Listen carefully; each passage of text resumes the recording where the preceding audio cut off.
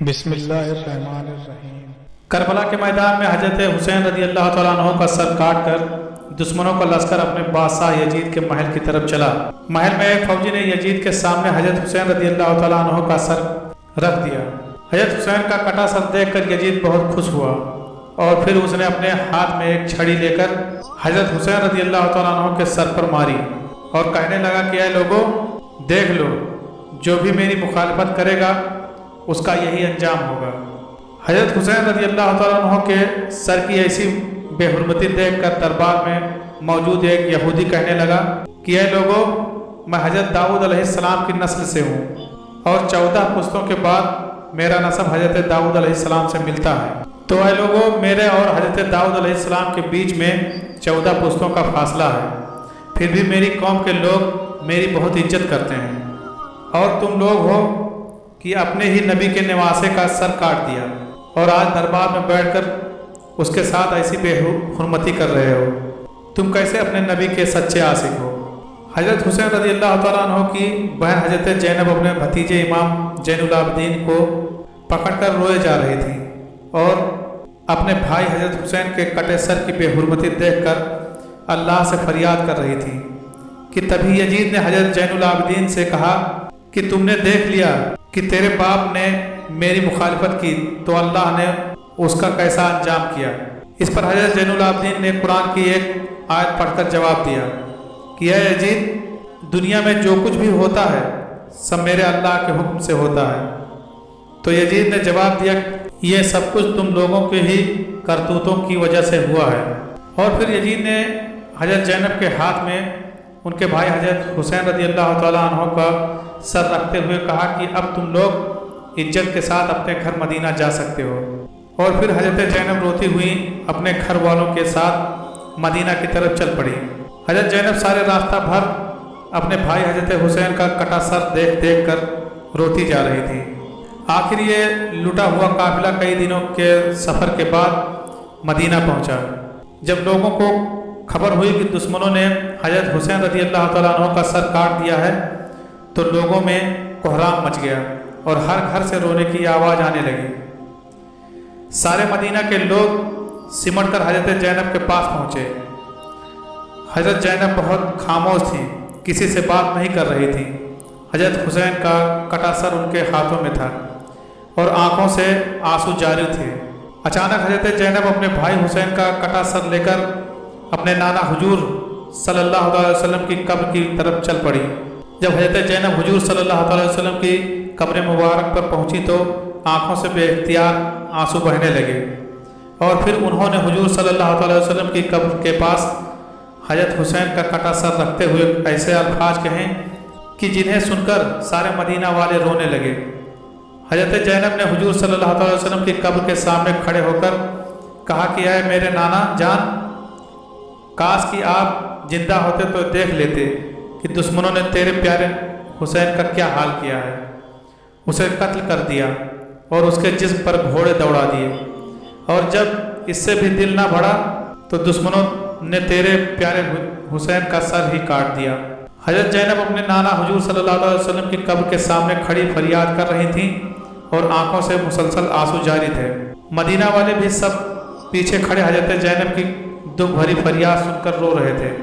آخر شام ہوتے ہوتے حضرت حسین رضی اللہ تعالیٰ عنہ کا کٹا سر ان کی امی جان حضرت فاطمہ رضی اللہ تعالیٰ عنہ کی قبر کے بغل میں دفن کر دیا گیا۔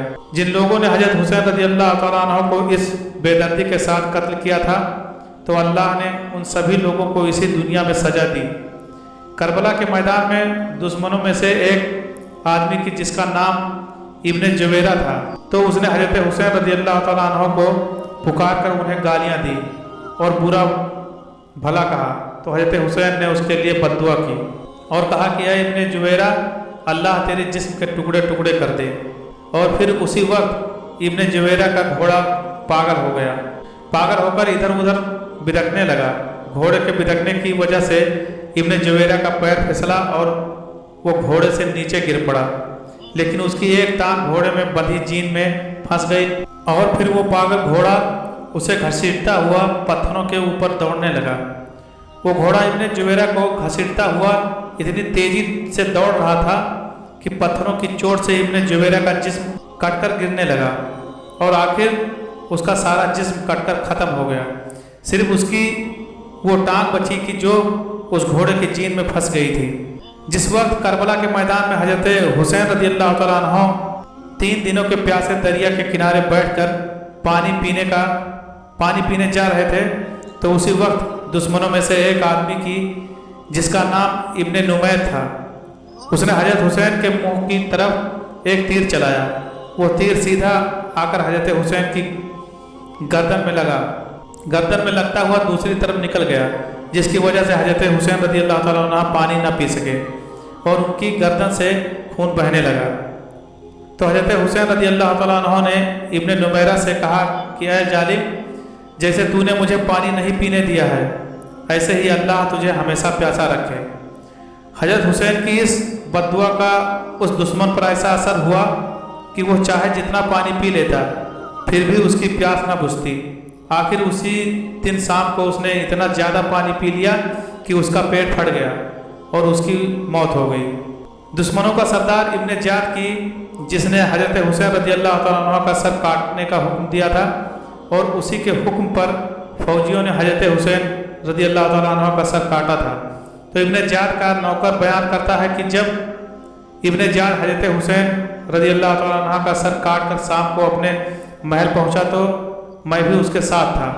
तो जैसे ही उसने महल के अंदर कदम रखा, तो अचानक सामने से एक आग का शोला उसकी तरफ लपका। करीब था कि वो आग मेरे सरदार इब्ने ज़ियाद को जलाकर ख़त्म कर देती, लेकिन तभी अचानक वो आग गायब हो गई और इब्ने ज़ियाद ने मुझसे कहा कि ऐ आदमी, क्या तुमने भी वो आग देखी जो अभी मेरे तरफ लपकी थी? तो मैंने कहा कि हाँ मेरे सरदार, मुझे भी वो आग नज़र आई। तो इब्ने ज़ियाद ने मुझसे कहा कि ये बात किसी को भी बताना मत, इसको राज ही रखना। हजरत सुफियान सौरी फरमाते हैं कि हजरत हुसैन रज़ियल्लाहु तआला अन्हु को कत्ल करने वाले दुश्मनों में से मैंने 2 लोगों का बहुत बुरा अंजाम देखा। एक तो वो उनमें ऐसा आदमी था कि उसकी शर्मगाह अपने आप बहुत ज़्यादा बढ़ती जा रही थी, और फिर बढ़ते बढ़ते वो इतनी लंबी हो गई कि उसे अपनी शर्मगाह किसी चीज़ से बांध कर रखनी पड़ती, और वो शर्म से लोगों के बीच न जाता, अपने घर में ही बैठा रहता। और दूसरे आदमी का अंजाम मैंने ऐसा देखा कि उसे इतनी ज़्यादा प्यास लगती थी कि वो चाहे सारे दरिया का पानी पी लेता, फिर भी उसकी प्यास ना बुझती। आखिर एक दिन उसने इतना ज़्यादा पानी पी लिया कि उसका पेट फट गया और उसकी मौत हो गई। हजरत अबू कबील फरमाते हैं कि करबला के मैदान में दोपहर के वक्त हजरत इमाम हुसैन रज़ियल्लाहु तआला अन्हु को शहीद किया गया था। तो जिस वक्त हजरत हुसैन रज़ियल्लाहु तआला अन्हु को शहीद किया गया था, तो अचानक सूरज ग्रहण होने लगा, और फिर सूरज छुपते छुपते इतना ज़्यादा छुप गया कि दोपहर के वक्त रात की तरह अंधेरा हो गया और आसमान में तारे नज़र आने लगे, और हमें ऐसा लगने लगा कि शायद क़यामत आ गई। इमाम जोहरी फरमाते हैं कि जिस दिन हजरत इमाम हुसैन रज़ियल्लाहु तआला अन्हु को शहीद किया गया, तो उस दिन बैतुल मुक़द्दस में जो भी कंकरियाँ या पत्थर उठाया जाता, तो उसके नीचे ताज़ा खून मिलता था। और फिर 3 दिनों तक आसमान ऐसा लाल पड़ गया कि हमें डर लगने लगा कि शायद अब क़यामत कायम हो जाएगी।